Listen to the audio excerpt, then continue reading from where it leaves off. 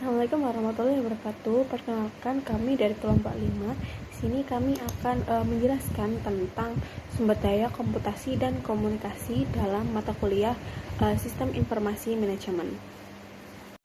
Perkenalkan, nama saya Yasituddin Nuraini dengan NPM Mahir 330.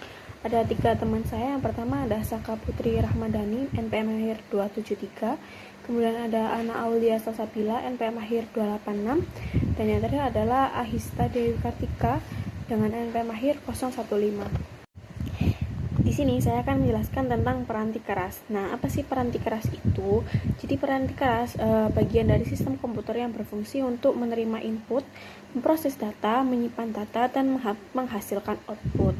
Nah, komputer besar yang menjalankan kebanyakan operasi komputer untuk sistem informasi tersentralisasi disebut juga dengan komputer mainframe. Nah, ada pula komputer mikro muncul ketika digunakan oleh satu orang. Nah, yang pertama ada prosesor atau Central Processing Unit yang biasa kita kenal dengan CPU.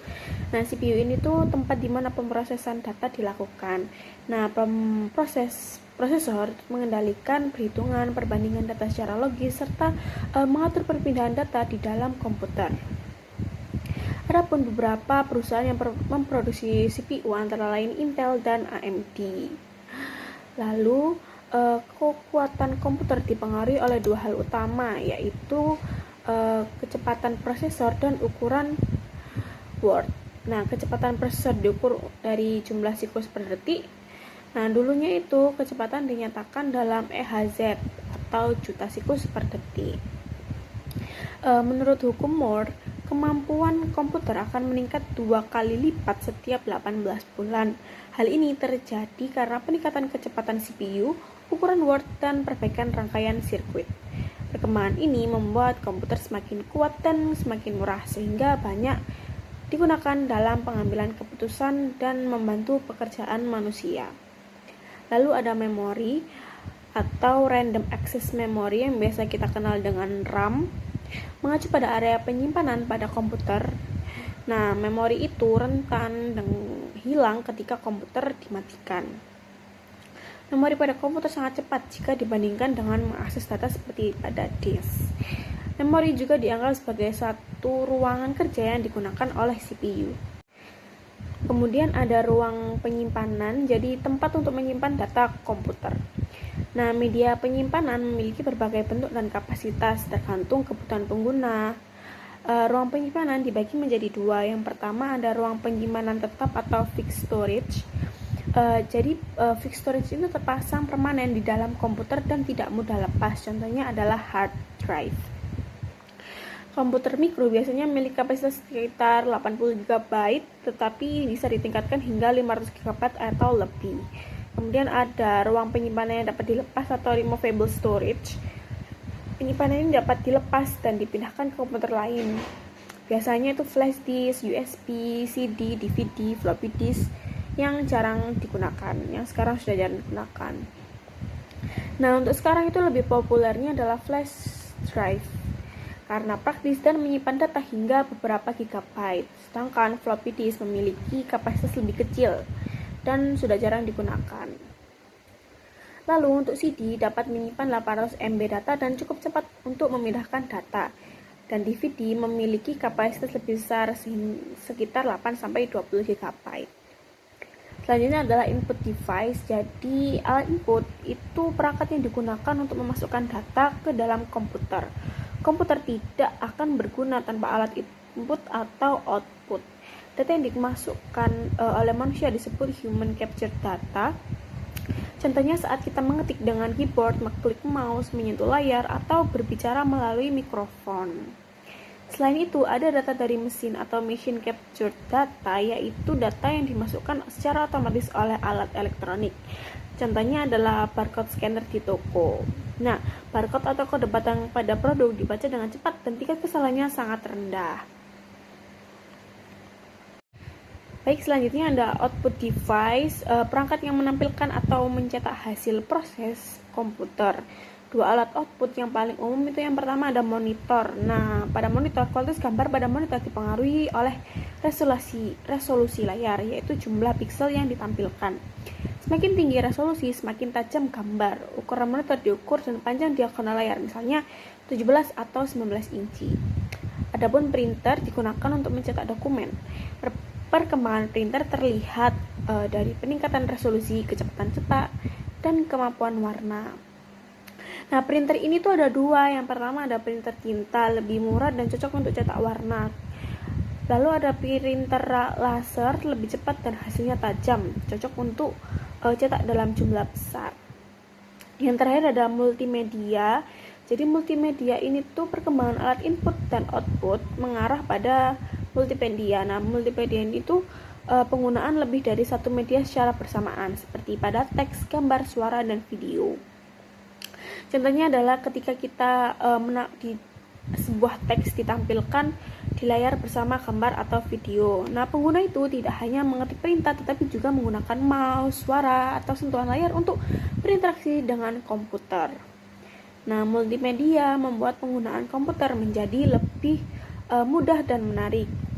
Hal ini membantu anak-anak, orang dewasa, maupun orang yang memiliki keterbatasan agar bisa menggunakan komputer dengan lebih efektif. Selanjutnya, saya akan membahas mengenai alat-alat komputasi pribadi. Nah, komputasi pribadi itu berkembang dari komputer mikro yang awalnya digunakan secara mandiri menjadi perangkat yang saling terhubung dalam jaringan. Nah, perkembangan ini itu meningkatkan efisiensi kerja, mobilitas, serta kebutuhan akan sistem keamanan yang lebih baik. Nah, awalnya komputer itu bersifat standalone atau berdiri sendiri. Namun, sekarang sudah terhubung dengan berbagai perangkat seperti printer, penyimpanan data, dan akses internet. Nah, perkembangan itu juga dapat dilihat pada telepon seluler dan smartphone. Nah, smartphone ini sudah tidak lagi hanya digunakan untuk komunikasi, namun juga digunakan untuk alat kerja. Nah, fitur pentingnya itu meliputi seperti koneksi internet, sinkronisasi data dengan komputer, serta mendukung konsep kantor maya atau kerja jarak jauh. Nah, selain itu, akses internet juga semakin mudah melalui broadband, modem kabel, dan DSL. Nah, router itu memungkinkan satu koneksi dibagi ke beberapa perangkat, namun keamanan tetap penting seperti penggunaan password dan enkripsi. Nah, adapun keamanan komputasi itu juga harus diperhatikan dengan rutin dengan memperbarui sistem operasi, menggunakan antivirus dan anti-spyware, serta menghindari unduhan yang beresiko. Kemudian terdapat komunikasi. Nah, kecepatan transmisi melalui sistem telepon publik itu biasanya lebih lambat dibandingkan jaringan komputer khusus. Nah, hal ini itu dikarenakan sistem telepon awalnya dirancang untuk suara, bukan untuk data digital berkecepatan tinggi. Nah, dalam komunikasi komputer dibutuhkan protokol, yaitu aturan atau format yang mengatur bagaimana data dikirim antar perangkat. Nah, perkembangan koneksi publik ini itu meningkatkan kecepatan transmisi, seperti ISDN dengan kecepatan sekitar 56 kbps, DSL antara hingga 1,5 hingga 32 Mbps, modem kabel sekitar 2 Mbps, dan teknologi ATM yang dapat mencapai 25 hingga 155 Mbps. Nah, data itu tidak dikirim sekaligus dalam satu bagian besar, namun juga dipecah menjadi paket-paket kecil. Nah, setiap paket itu berisi alamat tujuan, alamat pengirim, dan informasi kontrol. Nah, paket itu dapat melewati jalur yang berbeda dalam jaringan dan akan disusun kembali dari komputer tujuan. Nah, kemudian kita akan bahas mengenai saluran komunikasi tetap. Nah, komunikasi itu membutuhkan koneksi dari satu titik ke titik lain.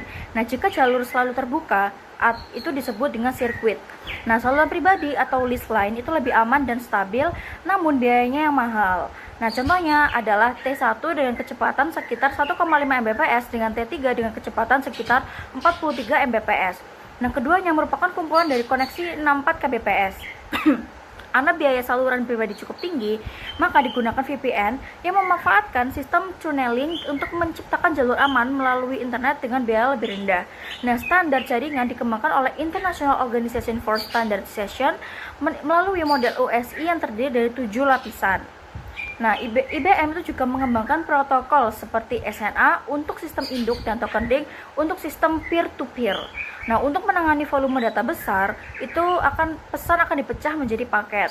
Nah, protokol itu penting dalam internet adalah TCP atau IP. Nah, TCP itu mengatur proses pengiriman data, sedangkan IP itu mengatur alamat dan rute paket.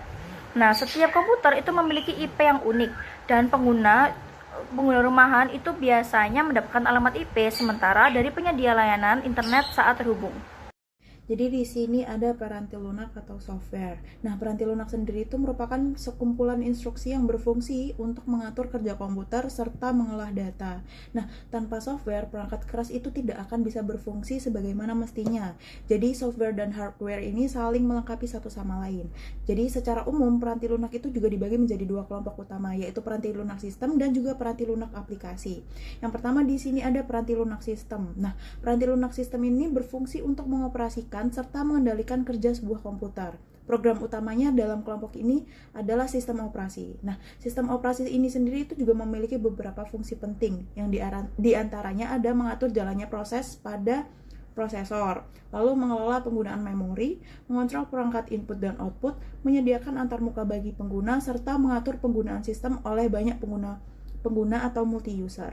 Contohnya sistem operasi yang sering digunakan itu adalah Microsoft Windows, Mac OS, dan Unix. Nah, khusus untuk Unix, ini tuh tersedia dalam versi open source maupun versi komersial dengan fitur tambahan. Yang selanjutnya di sini ada parental lunak aplikasi. Nah, parental lunak aplikasi ini dirancang untuk membantu penggunanya untuk menyelesaikan pekerjaan tertentu seperti pengolahan data, akuntansi, penggajian maupun pengelolaan basis data. Nah, berdasarkan cara perolehannya, parental lunak aplikasi ini dibagi menjadi 3 jenis. Yang pertama di sini ada aplikasi siap pakai atau bisa disebut juga dengan off the shelf. Nah, aplikasi ini tuh dikembangkan oleh penyedia dan dipasarkan secara luas. Keunggulannya itu untuk dia dapat dilakukan langsung digunakan biayanya juga relatif rendah serta cocok untuk usaha kecil dan menengah. Lalu yang kedua di sini ada aplikasi khusus atau custom software. Jadi aplikasi ini tuh dibuat sesuai dengan kebutuhan spesifik suatu organisasi. Biasanya itu dikembangkan oleh programmer internal atau konsultan eksternal. Di sini tuh dia tuh biayanya lebih tinggi tetapi lebih sesuai dengan kebutuhan tertentu suatu organisasi yang memesannya. Lalu yang ketiga, yang terakhir di sini ada aplikasi yang dikembangkan oleh pengguna atau bisa disebut juga dengan end user computing. Nah, dalam jenis ini pengguna akhir itu membuat aplikasi sederhananya sendiri. Misalnya menggunakan makro, wizard atau formulir otomatis. Biasanya end user computing ini digunakan untuk kebutuhan yang tidak terlalu kompleks. Yang selanjutnya di sini ada peranan parental lunak yang mudah digunakan atau user-friendly software. Jadi, software yang ramah pengguna itu bertujuan untuk mempermudah pekerjaan, mengurangi kebutuhan pelatihan yang rumit, meningkatkan pemanfaatan teknologi, dan juga mendukung pengambilan keputusan yang lebih efektif. Jadi, di sini juga ada karakteristik software yang user-friendly, diantaranya yaitu tersedia panduan pengisian data, menu dan icon jelas serta konsisten, lalu tersedia berbagai metode untuk menyelesaikan tugas, formulirnya rapi dan sistematis, lalu ada fitur bantuan sesuai konteksnya, serta dia juga menggunakan antarmuka grafis dengan simbol yang terstandarisasi, dan yang terakhir, ia tuh biasanya memiliki tampilan yang konsisten sehingga itu mudah dipahami oleh penggunanya. Jenis-jenis jaringan. Nah, meskipun banyak pengguna merasakan hanya terdapat satu jaringan yaitu blok, yaitu beberapa jenis jaringan yang membangun blok-blok yang bergabung dan memungkinkan terjadinya internet. Nah, internet sendiri hanyalah satu jaringan dari jaringan yang lain. Lalu dapat dimasukkan ke dalam suatu jaringan seperti peralatan komputer, printer, atau alat lainnya yang serupa harus terpasang pada media komunikasi melalui antarmuka jaringan, yaitu kartu antarmuka jaringan atau Network Interface Card (NIC). Jaringan area lokal atau Local Area Networks, yaitu sekelompok komputer dan alat-alat lainnya seperti printer yang terkoneksi dalam satu media yang sama, biasanya berupa kabel tembaga, namun dapat berupa nirkabel, serat optik, atau media yang lainnya. LAN atau Local Area Network menggabungkan komputer secara fisik yang berdekatan. Jaringan area metropolitan dan jaringan area luas. Jaringan area metropolitan ini atau Metropolitan Area Network (MAN) adalah salah satu jaringan yang memiliki batas jarak fisik sebesar kurang lebih dari 30 mil. Lalu internet. Nah, internet ini telah memberikan dampak yang jauh lebih besar pada komunikasi komputer daripada perkembangan lainnya dan memunculkan aplikasi khusus lainnya seperti intranet dan extranet. Dan Selanjutnya, konvergensi komputasi dan komunikasi. Nah, alat-alat komputasi dan alat-alat komunikasi kini saling menyertakan fitur-fitur yang dimiliki di antara keduanya. Kemungkinan yang dibatasi yaitu usia baterai, kecepatan komunikasi, keamanan, ukuran tampilan, dan keyboard serta imajinasi pengguna. Voice over Internet Protocol adalah perlewatan komunikasi suara melalui internet laksana komunikasi digital. Setiap sinyal suara dapat digitalisasi dan dikirimkan melalui internet dan dapat dimainkan kembali pada pengeras suara di tempat tujuannya. Banyak pengguna menghubungkan VoIP dengan satu fitur tambahan yang dapat dibeli jika mereka menggunakan modem kabel. Fitur tambahan tersebut menghubungkan komputer ke sistem telepon publik agar dapat melakukan koneksi komputer ke telepon.